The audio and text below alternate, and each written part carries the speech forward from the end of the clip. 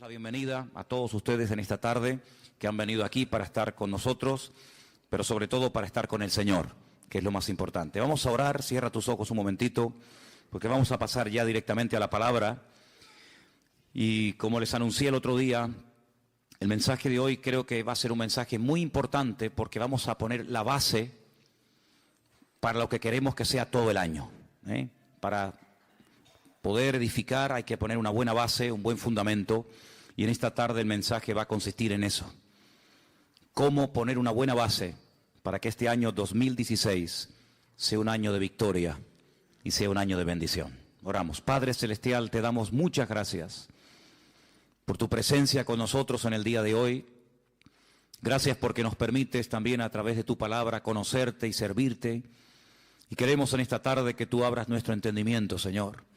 Que nos dé sabiduría, que abras nuestro corazón, nuestra mente, todo nuestro ser, Señor, para que tu palabra ministre, para que tu palabra hable a nuestras vidas y podamos salir de aquí diciendo, hoy el Señor habló a mi vida, hoy el Señor habló a mi corazón.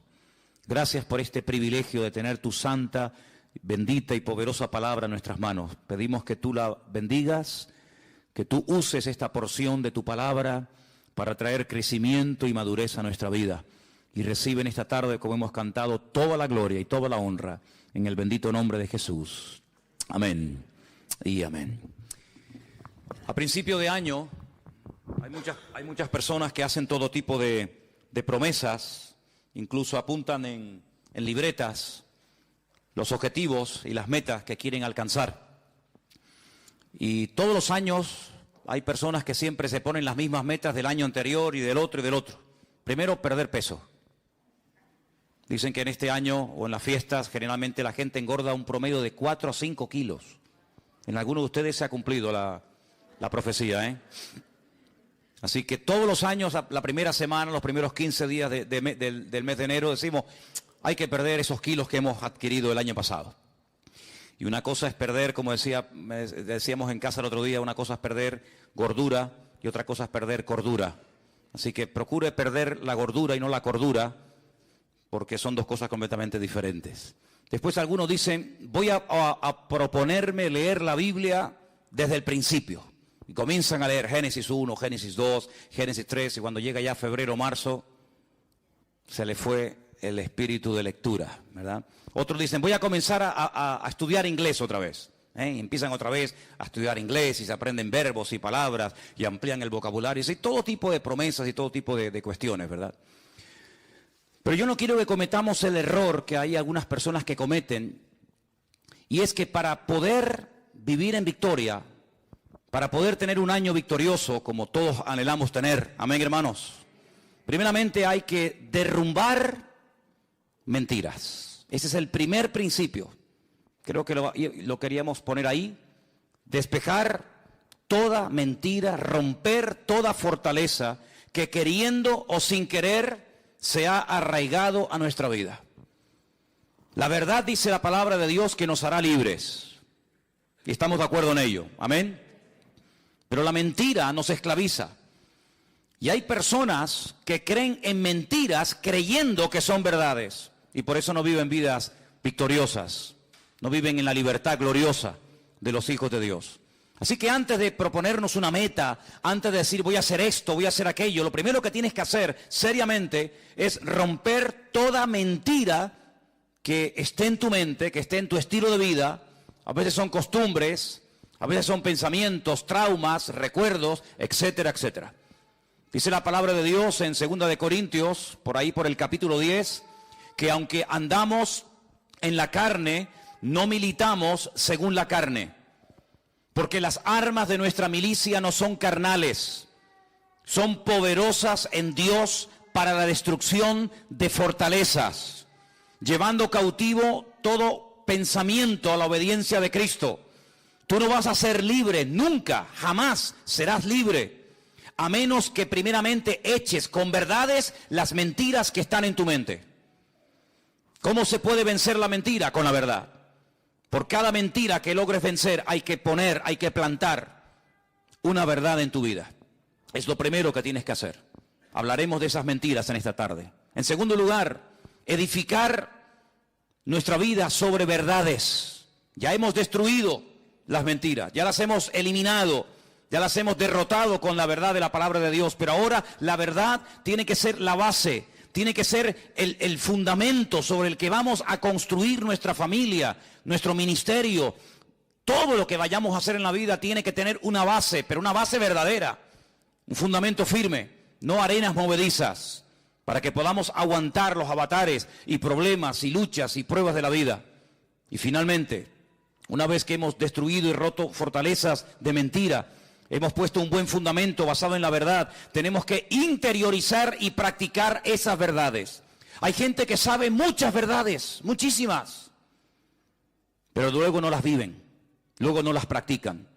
Y si queremos realmente que el año 2016 sea un año victorioso, lo primero, guerra a la mentira.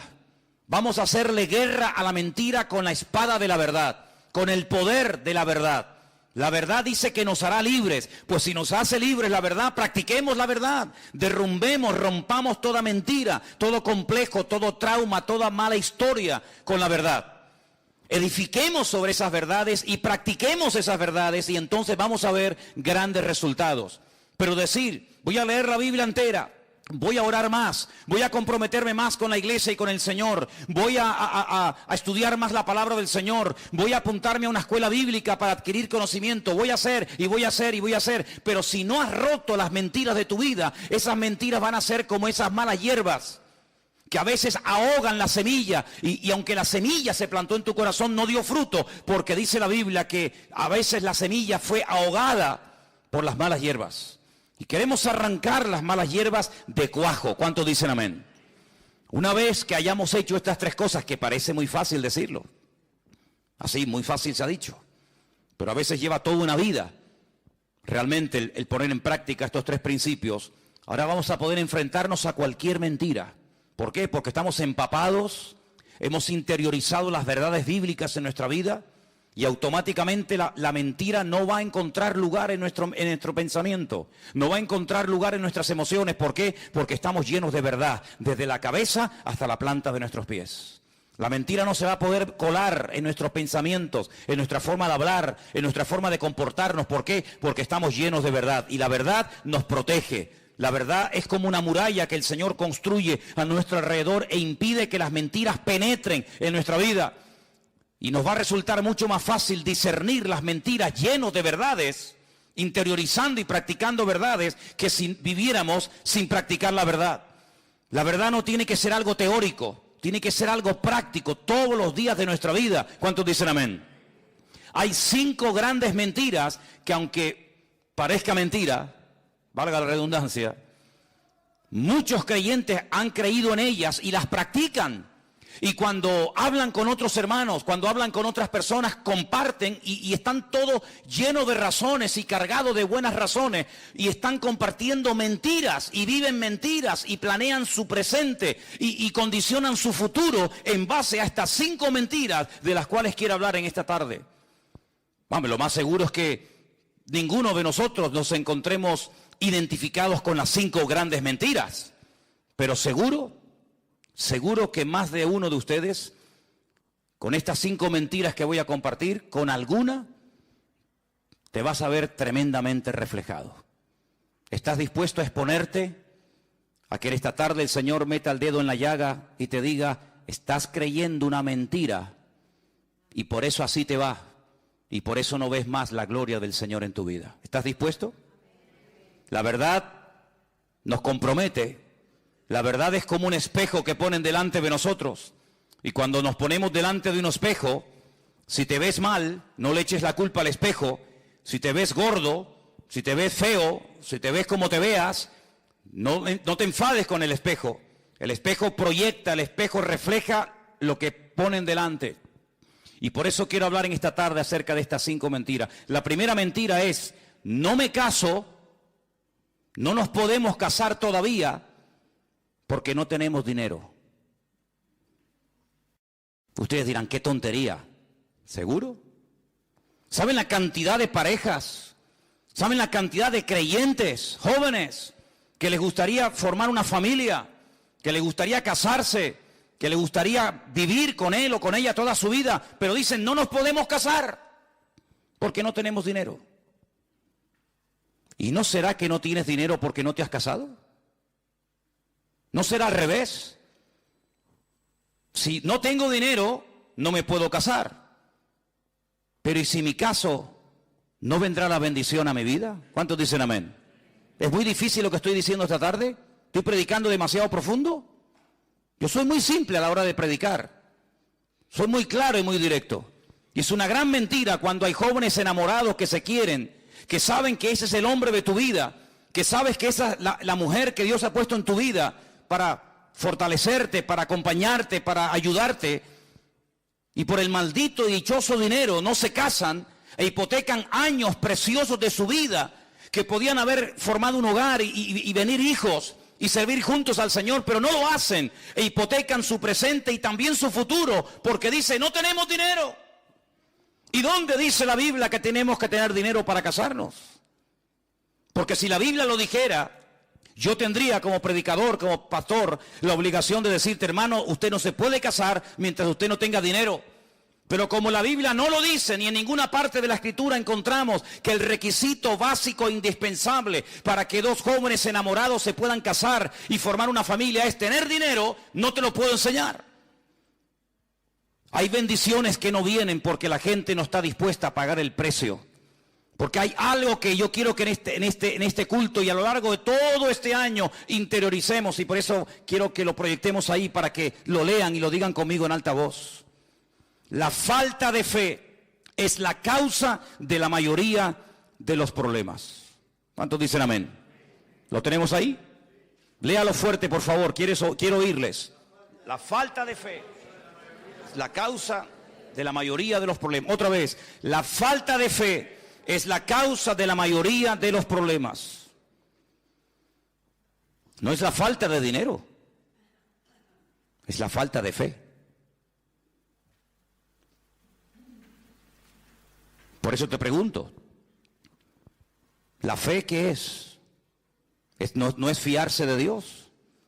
No es creer que si obedezco al mandato del Señor y doy un paso, el Señor me sorprenderá y abrirá las ventanas de los cielos y suplirá toda necesidad.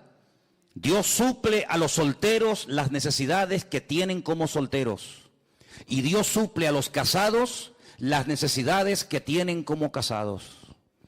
Dios suple las necesidades de los matrimonios y sin hijos porque no tienen la necesidad de alimentar o de cuidar o de educar a hijos. Pero en el momento en el que los hijos vengan, la provisión de Dios será mayor. ¿Por qué? Porque también los gastos serán superiores.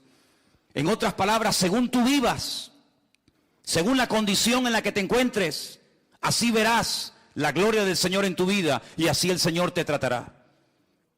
Si como soltero no tienes tantos gastos como se tiene evidentemente cuando uno se casa y no tienes las responsabilidades de atender un hogar, ¿para qué quieres tanta provisión de Dios? La provisión de Dios es proporcional a la necesidad que tienes en el momento en el que vives. Si no hay necesidad de criar hijos, Dios no te va a dar medios para criar hijos. ¿Por qué? Porque no los tienes. Pero en el momento en que los tengas, en el momento en el que necesites comprarle libros, ropa, zapatos, etcétera, etcétera, el Señor te dará todo eso por añadidura, porque el Señor nunca le deberá nada a nadie. ¿Cuántos dicen amén? Así que si hay alguien aquí en la iglesia o alguien que nos escucha por internet y está frenando la bendición en su vida, porque hermanos, hay personas que frenan, que detienen la bendición de Dios, está sobre sus cabezas, pero no se mueven, no se fían de Dios, quieren moverse en su seguridad. Y si yo les contara la falsa seguridad que produce el dinero, se quedarían con la boca abierta de ver gente que hoy tenían su futuro arreglado, lo tenían todo dispuesto y preparado para pasar una buena vejez. Y así, en un minuto, se les fue todo. ¿Cuántas personas ahorraron? ¿Cuántas personas metieron en bancos, en fondos de pensiones, sus ahorros, pocos o muchos? Y por las razones que no vamos a entrar ahora a cuestionar, lo perdieron absolutamente todo. Ahora podemos entender por qué la Biblia nos enseña, bienaventurado el varón que confía en el Señor su Dios y no en el hombre. ¿Cuántos dicen amén? Si estás enamorado y el Señor te ha mostrado que ese es el hombre de tu vida, que esa es la mujer que Dios ha puesto en tu camino, da el paso de fe. Obedece al Señor. No te expongas a la tentación. No entres en un terreno peligroso por miedo a que Dios te va a fallar. ¿Y de qué voy a vivir? ¿Y qué voy a comer? ¿Y qué voy a vestir? ¿No le suenan estas palabras? ¿No le suenan estas palabras? Me llama la atención que hace 2000 años atrás, nuestro amado y querido Señor Jesucristo dijo: los gentiles, la gente que no me tienen a mí, la gente que no me conoce a mí, la gente que no cree en mis promesas, están todo el día dándole vueltas a la cabeza qué voy a comer y qué voy a ponerme de ropa y dónde voy a ir y cómo voy a pagar esto. Así hablan los gentiles. Escucha un par de minutos a un inconverso y al momento te darás cuenta, este no tiene el Dios que yo tengo. Hace unos días una persona de este barrio me dice: para mí el 2016 va a ser exactamente igual que el 2015. Simplemente que en vez de poner en un papel 15, cambiaré un numerito y pondré 16. Qué triste llegar a una cierta edad en la vida y ver una persona que para él es lo mismo el 13, el 14, el 15, el 16, el 20 o el 40. ¿Por qué? Porque no tiene un Dios grande. No conoce a un Dios poderoso como el que tú y yo tenemos. ¿Cuántos dicen amén? Yo no me quiero poner como ejemplo de nada. Pero si algún día quieren saber en qué condiciones, cómo nos casamos Elena y yo, la verdad es que a veces me río cuando veo gente que dice: es que no me caso porque no tenemos dinero. Les digo sinceramente que cuando tú te fíes del Señor y te dejes de planificar tu vida y de organizar hasta el último momento de tu vida. Saben, hermanos, una de las cosas que el Señor nos enseñó el año pasado, y prácticamente está ahí a la vuelta de la esquina, como quien dice, es a no depender de nosotros mismos, a no confiar en nosotros mismos, sino a confiar 100% en el Señor. ¿Cuántos dicen amén? Y en estos tiempos de crisis, muchos hermanos vieron más la gloria y la provisión de Dios que cuando tenían abundancia y les sobraba de todo. Porque como dije recientemente en uno de los cultos más atrás, en la Biblia se nos enseña a vivir el día a día y no el mes a mes. Dice la Biblia: el pan nuestro de cada día, dánoslo hoy. Si el Señor te ha respondido y te ha mostrado y hay confirmación y hay paz en tu corazón de que ese es el chico, la chica, el hombre, la mujer de Dios para tu vida, adelante, adelante. Y el Señor, la bendición que está sobre tu cabeza, te la derramará y te quedarás sorprendido y después vas a decir: ¿por qué no me casé antes? ¿Cuántos dicen amén?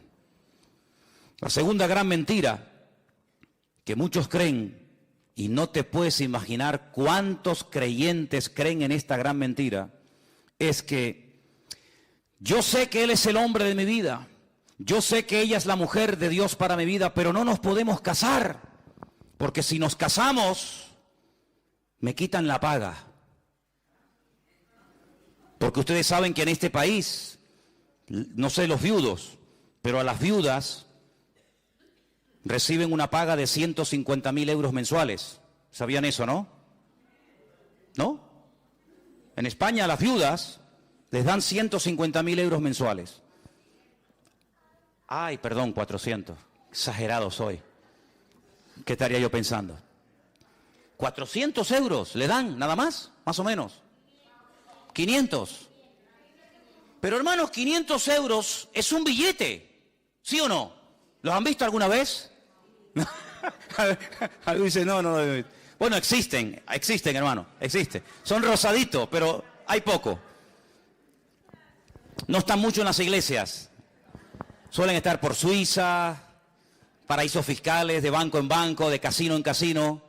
No les gustan mucho los cultos, no frecuentan mucho los cultos. Las moneditas sí. Hola, ¿qué tal? Vengo del culto. Esta mañana estuve en la iglesia bautista. ¿Dónde vas? Estar a la iglesia de Manolo. Eso sí, eso se van. Son muy espirituales las monedas. Los de 500 son carnales. No les gusta pisar una iglesia. No les gusta nada del Señor. No sé por qué será. Pero existen. Hermanos, ¿sabe qué? A veces somos muy propensos a cuestionar y a criticar a ciertos y determinados personajes de la Biblia por lo que hicieron o por lo que dijeron. Decimos, pero Pedro, ¿cómo pudiste negar del Señor? Dudar del Señor y ahogarte cuando estabas caminando por encima de las aguas y viste al Señor a tu lado? ¿Cómo pudiste dudar? Hermano, ¿y nosotros? ¿Y nosotros? ¿Y cómo pudo Moisés bajar de la montaña después de haber estado 40 días de ayuno y oración y tirar por el suelo la obra de Dios, las tablas de los 10 mandamientos en un momento de enfado? ¿Cómo pudo hacer aquello? Ay, hermano, ¿y usted y yo? No hemos perdido nunca los nervios, ni nos hemos enfadado, todos los hemos hecho perfectos. ¿Y cómo pudo fulanito? ¿Y cómo pudo David? ¿Y cómo pudo menganito hacer tal y aquello? Ay, hermano. ¿Y cómo es posible que un cristiano que lleve toda la vida en la iglesia sea capaz de vivir años y años en adulterio, acostándose cada semana y cada día con su marido, con su esposa, y no queriendo poner su vida en orden por una paga de 400 euros? ¿Así valoras a Dios? ¿Eso es lo que vale tu testimonio? ¿Eso es lo que vale la santidad? ¿400 euros? ¿500? ¿600? ¿1000? ¿1 millón? ¿Eso es lo que vale tu santidad? Qué bonito es venir a la iglesia y hacer lo que me da la gana, ¿verdad? Qué bonito es decir, no, yo organizo mi vida, mi tiempo, mis pagas, mi tiempo libre, mi mujer, mi marido, mi esto y aquello, pero después voy al culto y el Dios me tiene que hablar, me tiene que bendecir, me tiene que ayudar, me tiene que dar trabajo, tiene que proveerme esto y aquello. Pero hermano, las condiciones no las pone usted, las condiciones las pone el Señor. ¿Cuántos dicen amén? Y sin santidad, mi Biblia dice, y la suya también, sin santidad nadie verá al Señor. Pues lamentablemente tengo que decir que he conocido y conozco creyentes que no se casan ni ponen su vida en orden porque el Estado les quita la paga. Y hermanos queridos, ¿y no creen ustedes que a lo mejor si se pusieran en orden delante del Señor, el Señor le daría mucho más que esa paga del hombre? Y verían cómo el Señor es fiel y cómo el Señor bendice a la persona obediente y que se fía de Dios. ¿Cuántos lo creen conmigo? Gloria a Dios. Otra gran mentira, no nos casamos porque no tenemos dinero, no nos casamos porque nos quitan la paga. ¿Quiere más? No tenemos hijos, no podemos de momento tener hijos, porque la vida está muy difícil. Y algunos cuando quieren tenerlos no les vienen. Hicieron todo lo humanamente posible para evitar que vinieran. Y algunas parejas, no muchas, pero conozco algunas que cuando quisieron que vinieran, no venían. Y veían a otras parejas cómo tenían hijos, pero ellos no. Y ya no hacían nada para evitar el tenerlos, pero ya no venían, ¿verdad? Como si nosotros pudiéramos negociar la vida o la muerte, el sí o el no, el estar o no estar, deseosos de ser padres por una situación económica. Ya sé que la vida que vivieron nuestros padres, nuestros abuelos y nuestros antepasados no tiene nada que ver con la vida, con las exigencias de un joven, de un niño, de una pareja hoy en día. Ya sé todo eso, ya lo sé. Ya sé que antiguamente se tenían un montón de hijos y no se pensaba si estudiaban o si no estudiaban esto o aquello. Pero no nos habremos complicado la vida nosotros los creyentes y cuestionamos o dudamos de la provisión de Dios con la excusa de que como estamos pasando tiempos difíciles y tiempos de excusa, lo que tenemos que hacer es sacrificarnos y no tener hijos, cuando la Biblia dice que la bendición de Dios para un matrimonio son los hijos. La herencia del Señor son los hijos. ¿Por qué no quieres la herencia de Dios? ¿Por qué no quieres tener la herencia del Señor? Cuando lo más hermoso en la vida es poder tener entre tus brazos a un hijo tuyo y a una hija tuya. ¿Cuántos dicen amén? Padres y madres que están aquí, ¿estamos de acuerdo, sí o no? Lo más hermoso del mundo es tener un hijo y tener una hija. Lo más hermoso. No hay gozo, no hay alegría más grande en la vida que tener a un pequeñín corriendo por tu casa. Hermano, perdonen la expresión, pero hasta cuando hace caquita, hasta te alegra porque la caquita de tu hijo es la más especial de la tierra. Es increíble. Y se la enseñamos, mira cómo la hace, mira cómo es. Y el otro dice, hermana, por favor. No, pero es hermosa, hermana. Es increíble, hermanos, cómo se pierden esa bendición tantas parejas ¿Cuántas parejas se pierden esa bendición? No crean esa mentira, es una mentira, es una mentira. ¿Cómo que yo tengo que estar sobrado económicamente para poder tener hijos? ¿Pero qué te crees que eres tú? ¿Dios o qué? Es el Señor el que organiza nuestra vida, no somos nosotros. Pero vivimos en un contexto, en un sistema que nos ha engañado y nos ha cegado, creyendo que nosotros hasta podemos organizar nuestra vida. Cuando la Biblia dice, no vivo yo, mas vive Cristo en mí. Y te vuelvo a repetir, en el momento en el que vengan los hijos y vengan más necesidades, evidentemente, también vendrán más bendiciones de parte del Señor. Si tienes 3 hijos, Dios te proveerá para 3 hijos. Si tienes 10, Dios te proveerá para 10. Y si tienes 500, que lo dudo, pues para 500 el Señor te suplirá. No tienes que tener ningún temor. ¿Cuántos dicen amén? No tengan ningún temor. Es más, tener hijos cuando te sobra, lo hace cualquiera. No tienes que ser ni creyente. Si tienes 1 millón de euros en el banco y ganas un sueldazo tú todos los meses y tu mujer otro tanto, bueno, sí. ¿Y no será que después quieres viajar y conocer mundo y ir por aquí, ir por allá y los hijos son un estorbo y ya nos van a frenar y nos van a cortar la libertad? Entonces, ¿qué quedamos? No tenemos hijos porque no tenemos dinero. Y cuando tenemos mucho dinero queremos pegarnos la gran vida y de momento vamos a disfrutar. Y a veces he escuchado esa barbaridad de decir, no, vamos primeramente a disfrutar y después que vengan los hijos. Y los hijos escuchando. Es como cuando una madre me dice, nosotros no queríamos que vinieran más hijos, pero bueno, vino esta. Y recuerdo una vez que una niña se quedó mirando a su mamá y le dijo, esto es verdad, ¿eh? Mamá, ¿tú no querías que yo viniera? No, calla, hija, que tú no son conversaciones de adultos. Sí, entienden. Claro que, ¿cómo no van a entender? ¿Son tontos o qué? Entienden más que lo que tú te crees. Amados, no creamos las mentiras del mundo. Si quieres ver más las bendiciones de Dios en tu vida, arriésgate. Porque el Señor no le debe nada a nadie. Y la causa de todos los males, y la causa por la cual muchos no prosperan, y la causa por la cual muchos nunca les llega, aunque ganen millones, es porque la falta de fe es el padre de todos los problemas que vienen a nuestra vida. Cuarta mentira. No puedo dar ofrendas, ni diezmos, ni colaborar con la obra, aunque me gustaría mucho hacerlo, porque no gano lo suficiente. Y algunos se lo creen. Dice, no puedo dar una ofrenda especial, no puedo ir al campamento, pero me gustaría pagarle a 4 o 5 jóvenes o hermanos para que vayan, o me gustaría mandar una ofrenda para comprar Biblias, o me gustaría ayudar más a la obra de Dios, pero no puedo porque gano poco dinero. Y algunos se lo creen y se llaman cristianos y llevan toda la vida en la iglesia. Y así como organizan su vientre, organizan su tiempo y organizan su dinero y organizan todo. Y son como mini dioses, dioses en miniatura. Organizo mi tiempo, organizo mi vida, organizo mi vientre, organizo todo lo que hago y todo lo que digo.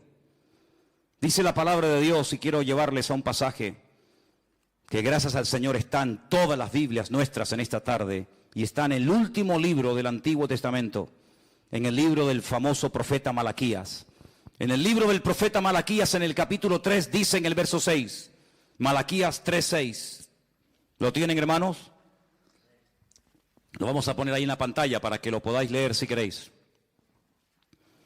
Porque yo, el Señor, no cambio.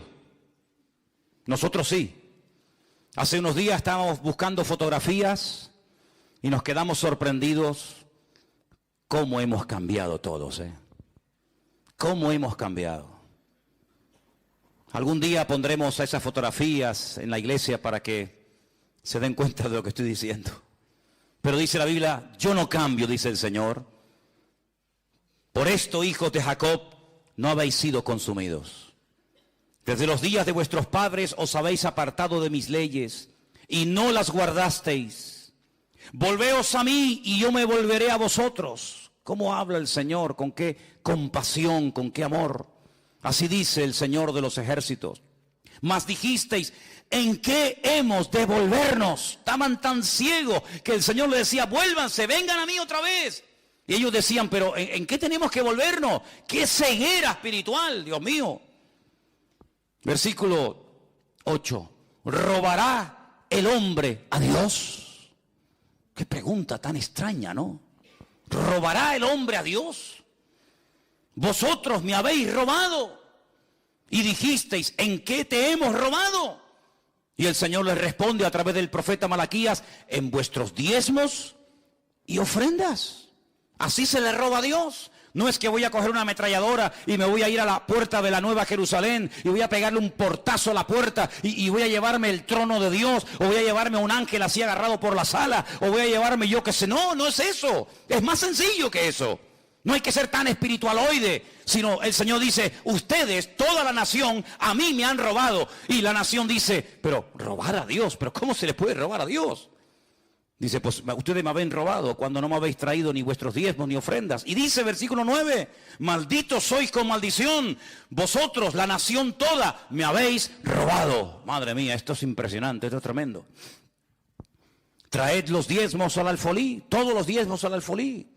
Y hay alimento en mi casa, y probadme ahora en esto, dice el Señor de los ejércitos. Si no, abriré las ventanas de los cielos, derramaré sobre vosotros bendición hasta que sobreabunde. ¿Quién dice esto? El Señor lo está diciendo a través de su bendita palabra. Y dice algo más en el verso 11, que a veces parece como que no es importante, pero es muy importante. Dice, reprenderé, aparte de lo que ya ha dicho en el versículo 10, añade, reprenderé también por vosotros al devorador. Mi pregunta es, ¿quién es este devorador? ¿Quién es este? ¿Quién es el devorador? Satanás, el diablo, el que devora, el que viene a matar, a hurtar, a destruir. Llámalo calumniador, Satanás, padre de mentira, devorador. Tiene más de 27 títulos o nombres en la Biblia, para que sepamos cómo se mueve, cómo actúa, cuál es su naturaleza. Uno de ellos, el devorador, el que lo traga, el que lo consume todo. Lo reprenderé. Y no os destruirá el fruto de la tierra, ni vuestra vid en el campo será estéril, dice el Señor de los ejércitos. Amigo, yo creo que Él tiene la suficiente credibilidad como para creer en Él y no dudar de Él, ¿sí o no? Esto no es una promesa de Zapatero, ni de Rajoy, ni de fulano de Mengacho, es una promesa del Señor. Yo reprenderé al devorador.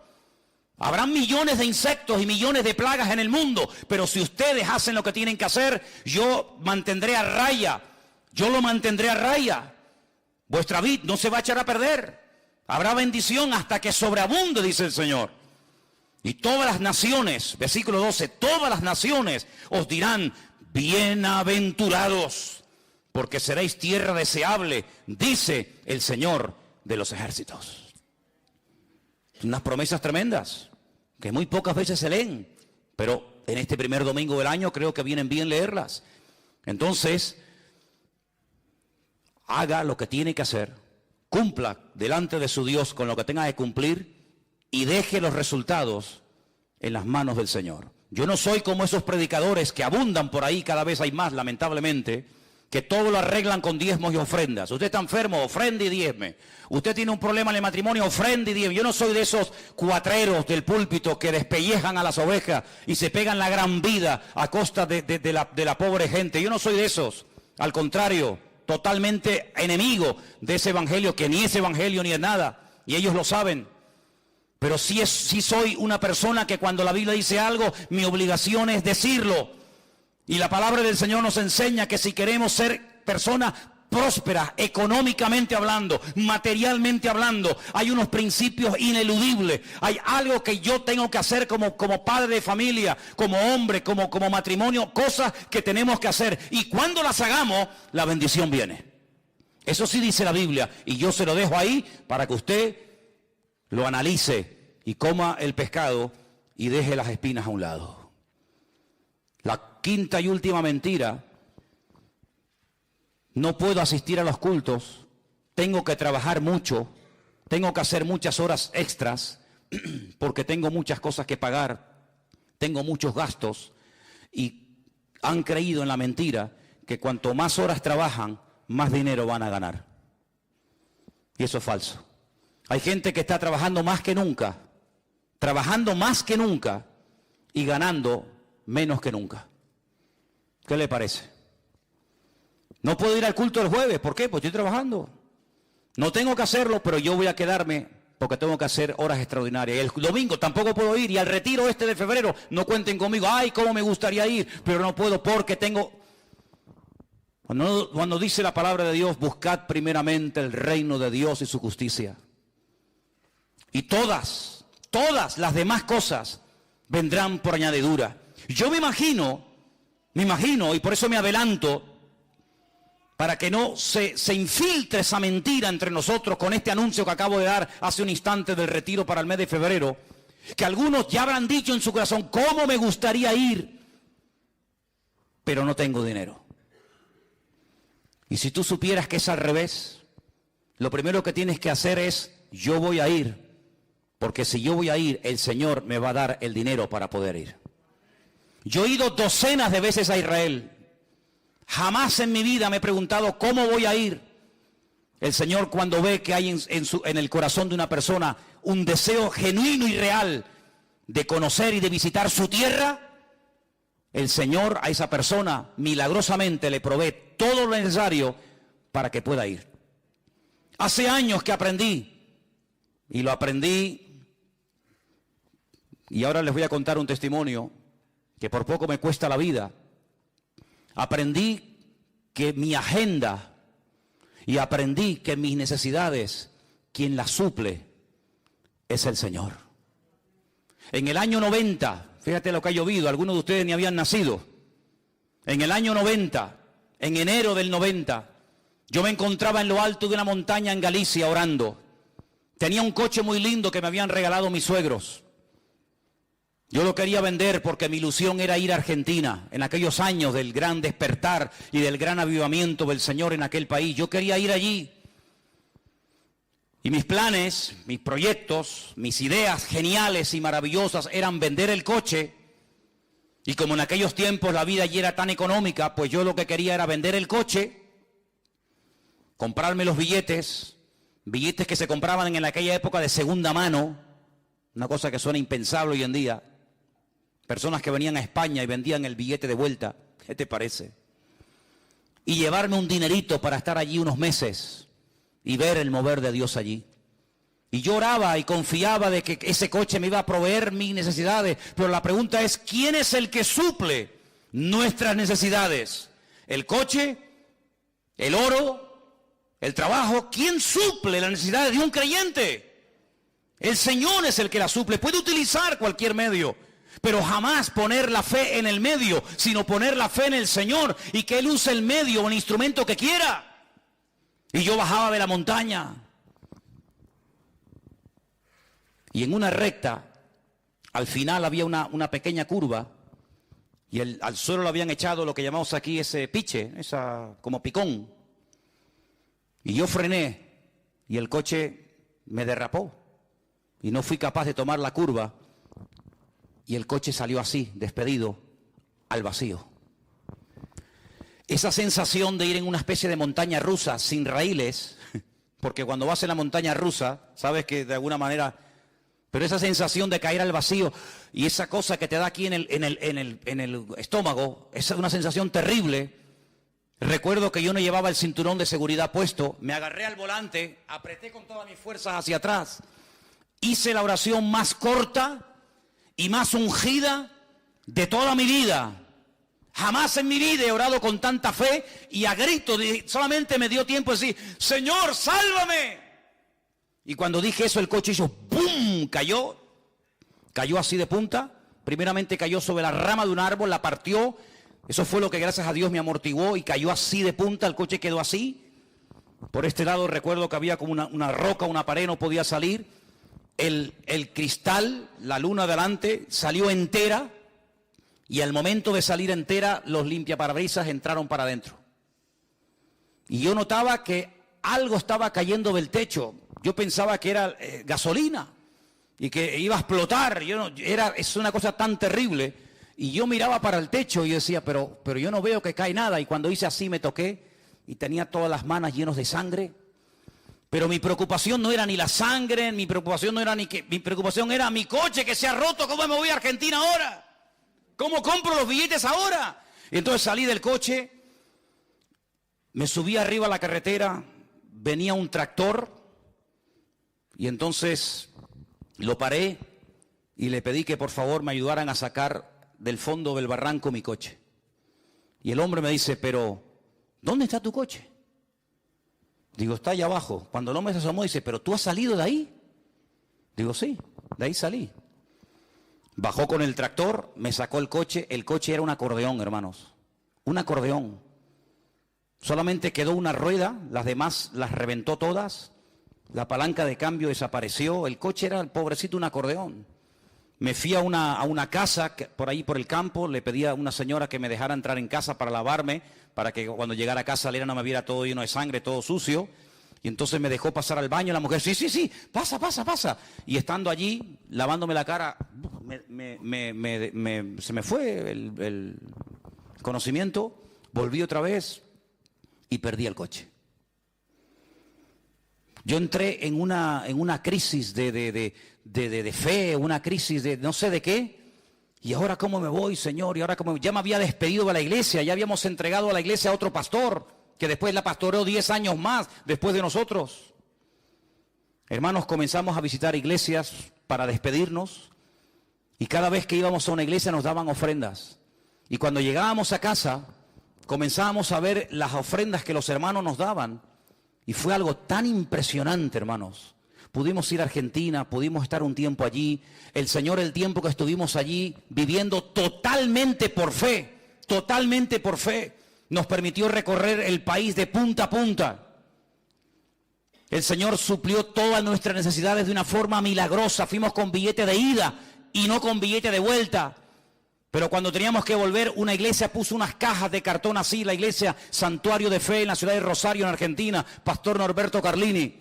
Y puso unas cajas y dijo, hermanos, Manolo y Elena han sido una bendición para nosotros este tiempo que han estado aquí, vamos a bendecirlos. Ellos han sentido volver a su tierra y la gente comenzaba a pasar y llenaban cajas de billetes. Y pudimos comprar los billetes de vuelta. Y por si esto fuera poco, años más tarde, mi hija se enamora de un argentino. Y esa fue la guinda que coronó el pastel, ¿no? De la misma ciudad donde vivimos nosotros. Amados, si no estamos dispuestos a pagar un precio, seremos toda la vida cristianos mediocres. Iglesias de barrio, pobrecitas, que no tienen una visión mucho más allá que simplemente pagar la luz y el agua y sobrevivir mensualmente. Hermanos, tenemos que ampliar nuestra visión. Tenemos que creer que nuestro Dios es un Dios grande, que no lo limita nada ni nadie, pero sí nosotros podemos llegar a limitar a nuestro Dios con nuestra forma de hablar, creyendo en estas 5 mentiras, que simplemente he mencionado 5, podría mencionar otras más. Pero tenemos en este año que producir, activar nuestra fe de tal manera que podamos ir mucho más allá de lo que, gloria al Señor, hasta el día de hoy hemos podido llegar, porque nuestro Dios es el Dios todopoderoso. ¿Cuántos dicen amén? Y por eso he reservado para el final 2 versículos que los leían estos días y son realmente impresionantes. Quiero llevarles un momentito al libro de Deuteronomio, el capítulo 7 y el capítulo 8. Y voy a leer 2 versículos y explicarles brevemente algo para que os deis cuenta, como un agregado más, que no solamente hay que romper mentiras y edificar sobre la verdad y poner en práctica las verdades aprendidas semana tras semana, mes tras mes, sino que hay algo que he querido dejarlo para el final como una especie de postre que nos ayude a ver durante este año la bendición de Dios en nuestra vida. Deuteronomio capítulo 7 se leyó desde el 12 en adelante, pero el versículo 12, Deuteronomio 12, yo lo voy a leer en otra versión. Creo que nos va a ayudar a comprenderlo un poquito mejor. Dice el versículo 12, según esta versión que yo les voy a leer ahora. Y como consecuencia de haber escuchado estos mandamientos y de haberlos guardado y de haberlos llevado a cabo, el Eterno tu Dios guardará para ti el pacto y la bondad que Él juró a tus antepasados. Fíjate, como consecuencia de, no como algo automático, no como algo que se produce instantáneamente, sin ningún tipo de esfuerzo por mi parte, sino como consecuencia de haber puesto en práctica los mandamientos del Señor, como consecuencia de haber interiorizado y de haber vivido y de estar viviendo en la verdad. La consecuencia directa de eso es que el Señor cumplirá con su pacto que ya había dado a nuestros padres en el pasado. Miren, hermanos, hay algo muy interesante que los judíos han hecho durante mucho tiempo, y a ellos les ayuda todos los años a tener un ciclo de lecturas, empezando por el libro del Génesis y terminando por el libro de Deuteronomio, independientemente de otros libros, independientemente de otras lecturas. Ellos han dividido en más de 52 porciones estos 5 primeros libros de la Biblia, que nosotros llamamos el Pentateuco, y ellos lo llaman el Humash, la Torá. Ellos leen a lo largo de un ciclo que dura un año, de octubre a octubre, estos primeros 5 libros de la Biblia, y a cada una de estas porciones le han puesto un nombre. Y así, simplemente mencionando el nombre, ya saben de qué libro y de qué porción estamos hablando. Hay una porción que empieza en Deuteronomio 7:12, el versículo que yo les acabo de leer. Y el nombre que le han puesto a esa porción, que va hasta otros capítulos, se llama Ekev. Ekev. Y la palabra Ekev significa talón, el calcañar. Y uno dice, ¿y qué tiene que ver la palabra Ekev con esta porción de la Biblia? Claro, usted lee el versículo 12 y la palabra talón no la ve por ninguna parte, ¿verdad? Usted ve la palabra talón en el versículo 12 por ninguna parte, pero en hebreo está. En hebreo está. Y es interesante notar, cuando uno lee el libro de Josué, que cuando ellos van a entrar a tomar posesión de la tierra, por fin, después de 40 años de dar vueltas y vueltas y más vueltas en el desierto, hay algo que tienen que hacer los sacerdotes. Ustedes lo pueden leer en Josué capítulo 3, del 13 al 17, cuando lleguen en casa, lo leen tranquilamente. Josué 3, del 13 al 17. El Señor le dice a Josué, dile a los sacerdotes que portaban el arca, que cuando ellos entren y mojen sus calcañares, sus tobillos, cuando las plantas de sus pies entren a las aguas del río Jordán y se queden firmes, quietos, sin moverse en medio del río Jordán, las aguas que vienen del norte de Israel se detendrán. Y evidentemente las aguas que van hacia el sur, que entran en el Mar Muerto, se irán. Y se producirá un vacío, y entonces aprovechen para penetrar y cruzar el río Jordán y tomar posesión de la tierra prometida y conquistar la tierra de Jericó. Fíjate qué interesante, no dice cuando se mojen la cabeza o metan la mano, sino cuando se mojen las plantas de los pies de los sacerdotes. Tenemos una expresión que muchas veces decimos, hay que mojarse, amigo, mójate, mójate, cuando le hacen una pregunta en la televisión a una persona, a ver, ¿quién va a ganar, fulano o mengano? Y dice, bueno, no, mójense, mójense. Habéis visto esa expresión, ¿verdad? ¿La habéis escuchado? Probablemente venga de ahí. En otras palabras, hay 2 millones de personas esperando a ver qué van a hacer ustedes. En otras palabras, la tierra va a ser conquistada.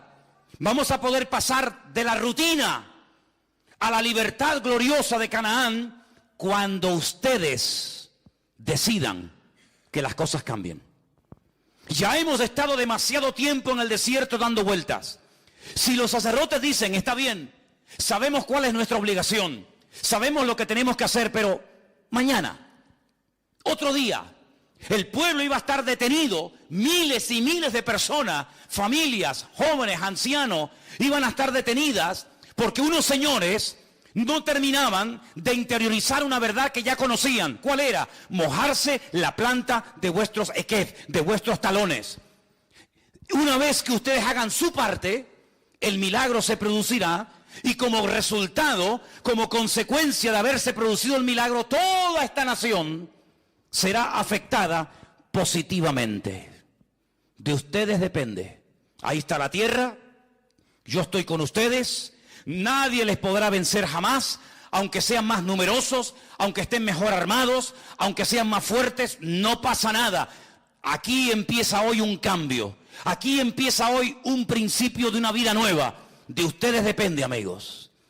Esa es una explicación. La otra explicación es que en el versículo 12 el Señor dice: cuando ustedes cumplan y pongan en práctica estos decretos que yo les mando hoy, y habla de decretos en plural, mishpatim. En otras palabras, cuando la gente menosprecia algo, es como si lo pisotearan.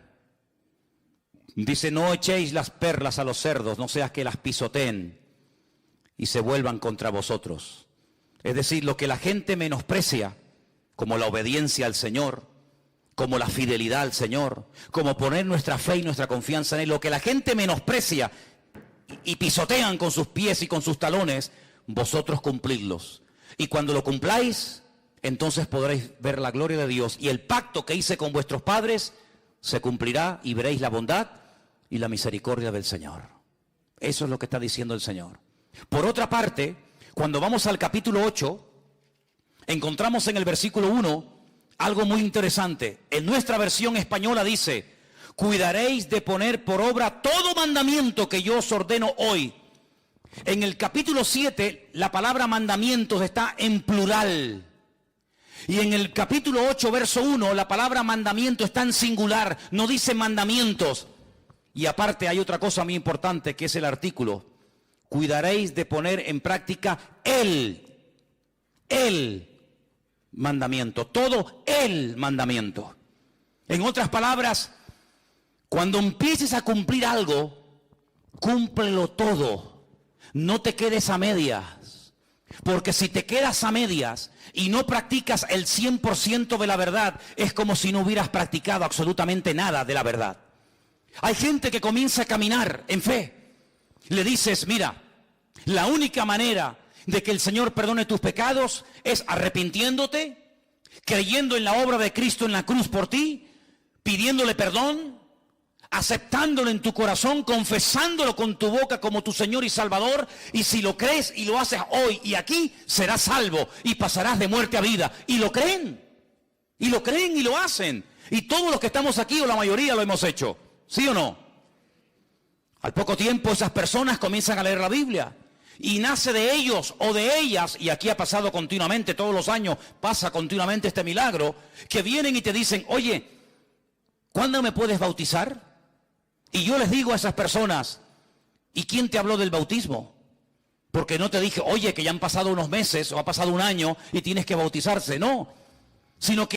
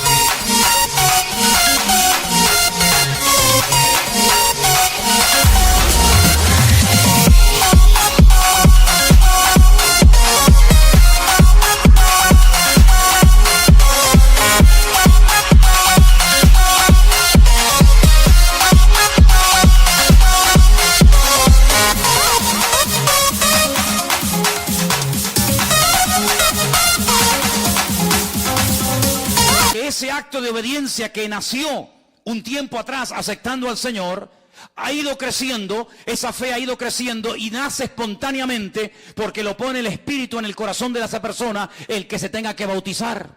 Y así comienza a avanzar, y tú ves cómo crece y cómo va madurando y cómo va invitando a otras personas para que conozcan al Señor y cómo va creciendo en el Señor. Pero llegará el momento cuando tendrás que tomar decisiones no tanto de tipo espiritual, como aceptar a Cristo, como el bautismo en agua, etcétera, sino decisiones de tipo material, de tipo familiar, etcétera, etcétera. Y es ahí donde el Señor te dice: tienes que cumplir con todo el mandamiento. Es decir, empezaste bien, Sigue caminando, sigue avanzando, no te detengas, no te frenes, no es que fulanito, no, olvídate de todo eso. Dice, no te apartes ni a diestra ni a siniestra, para que todo te vaya bien y seas prosperado en todo lo que emprendas para el Señor. ¿Cuántos dicen amén?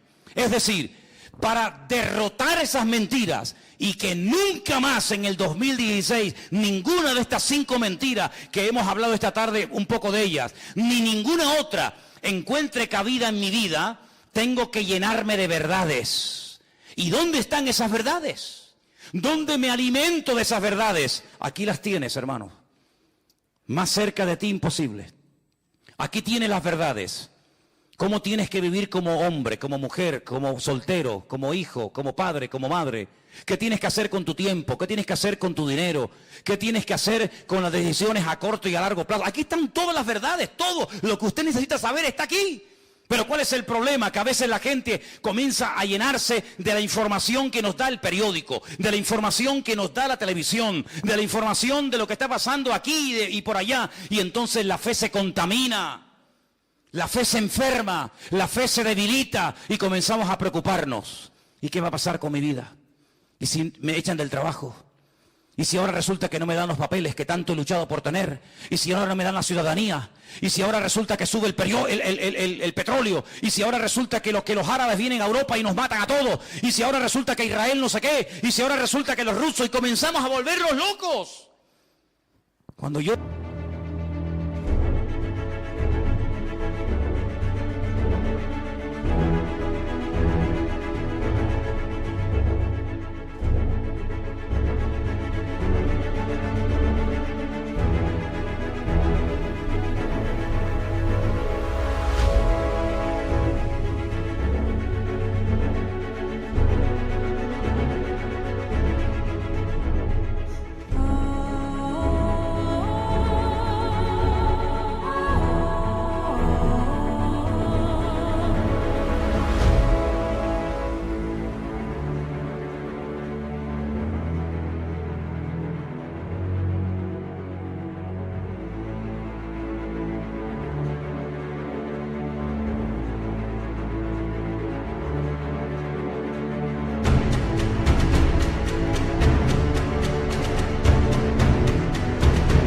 Lo que les digo a la gente, hermanos, nuestra fuente de información no es el mundo, no es Telecinco, no es Antena 3, nuestra fuente de información correcta y verídica y las verdades que nos van a cambiar la vida están aquí en su bendita palabra. ¿Cuántos dicen amén? El Señor dijo, escudriñad las Escrituras, léanlas, memorícenlas, enséñenselas a los niños, que las aprendan desde pequeñitos, para que cuando sean grandes y sean bombardeados a través de la televisión, de la radio, de la prensa, en los colegios, en las universidades, estén firmes sin titubear. ¿Por qué? Porque la verdad trae firmeza, porque la verdad trae, hermanos, calma a nuestro espíritu. La verdad nos hace libres y nos hace felices en la vida. ¿Cuántos dicen amén? Por eso, hermanos, tenemos que tomar hoy, primer domingo del año, una decisión. Mojarnos los pies en las verdades del Señor. Y quiero terminar citándote unas palabras de un sabio llamado Salomón, el hijo del rey David. Escribió un libro que algunos dicen que era como su diario personal. ¿Saben lo que dijo? Después te digo dónde está. Cualquier persona que diga que los tiempos pasados fueron mejor que los tiempos presentes, no hablará con sabiduría. ¿Qué te parece? ¿Eso está en la Biblia? Sí. Eclesiastés 7:10. Cualquier persona que diga, pero antes la vida era más tranquila, antes se vivía mejor, antes no sé qué. Hermanos, no tenemos que mirar atrás. Las cosas viejas pasaron. Nuestros padres, ¿a dónde se fueron? Nuestros abuelos, ¿a dónde se fueron? Que no eran creyentes, por lo menos en mi caso, a Cuba, Argentina, a Venezuela, a Brasil, a lugares donde se les abría un mundo de posibilidades. Europa estaba recién salida de una guerra civil. Europa estaba destruida por una segunda guerra mundial, donde murieron 66 millones de personas, naciones, países enteros arrasados completamente. ¿A dónde huías? ¿A dónde ibas? ¿A Alemania? ¿A España? ¿A Francia? ¿A Italia? ¿A dónde ibas? Así se fueron millones de italianos, españoles, vascos, escoceses, ingleses. ¿A dónde se iban? A Latinoamérica. Porque no eran creyentes. Pero ahora nosotros somos creyentes. Y nosotros no tenemos que irnos a Dubái, que me han dicho que hay mucho trabajo. A Bilbao, que dicen que allí los vascos pagan mucho dinero. Ahora nos podemos ir ¿a dónde? Pues a Arabia Saudita, que están buscando mano de obra y allí nos pagan buenos sueldos. A Japón, sí, en Japón hay mucho trabajo. No, Japón no. Tenemos que irnos a Qatar, allí a la ciudad de Doha, que allí hay unos rascacielos tremendos y entonces buscan muchos albañiles y fontaneros. ¿Sí? ¿Y ahora vamos a volver a cometer el error que cometieron generaciones del pasado? ¿Por qué no hacemos caso a aquel que dijo, venid a mí, los trabajados y cargados, que yo os haré descansar? Mientras tu meta sea Estados Unidos, mientras tu sueño sea algo de este mundo, tu fe está enferma. No hay nada malo en querer ir a vivir a Miami, a Honolulu o a cualquier país. No hay nada malo en eso. El problema es que tú eres creyente. Y tus acciones, tus actitudes, tu estilo de vida tiene que ser diferente. Y tu estilo de vida te descubre y te delata. Y cada vez que dices, me voy a ir para allá, o voy a comprar esto, o voy a hacer aquello, cada vez que hablas de la abundancia del corazón, habla la boca. Y lo que estás diciendo es que confías más en el tío Sam que en el Rey de Reyes y Señor de los Señores. Yo podía haberme ido a predicar y a vivir a Estados Unidos sin ningún problema. Hasta me ofrecieron allí ir a predicar. Pero jamás quise hacerlo para que nadie pensara que lo que quería era vivir mejor allá que aquí. Porque, ¿saben qué? El Señor nos dice a cada uno de nosotros, yo estaré contigo todos los días hasta el fin del mundo. Y el Dios de aquí es el mismo que el Dios de allá. Si usted como creyente necesita ir a otro lugar para ver cómo sus necesidades son cubiertas, su cristianismo para mí no es nada atractivo. Para mí es atractivo ver a una persona que sin necesidad de estar buscando salidas humanas, entra en su aposento, cierra su puerta, ora y clama a su Dios, y su Padre que lo ve en lo secreto, lo recompensará en público. Esa es la persona que hay que imitar. La persona que pone su confianza en el Señor y no en el dólar, en el euro, en Suiza, en esto o en aquello. Hoy, primer domingo del año, tú tienes la responsabilidad de decidir qué rumbo va a seguir tu vida durante el 2016. Yo ya la he tomado y estoy seguro que hablo en nombre de mi familia. Nosotros estaremos donde Dios quiera que estemos, porque si Dios quiere que estemos aquí o allá, donde Dios me ponga, allí estará la bendición de Dios. ¿Cuántos dicen amén?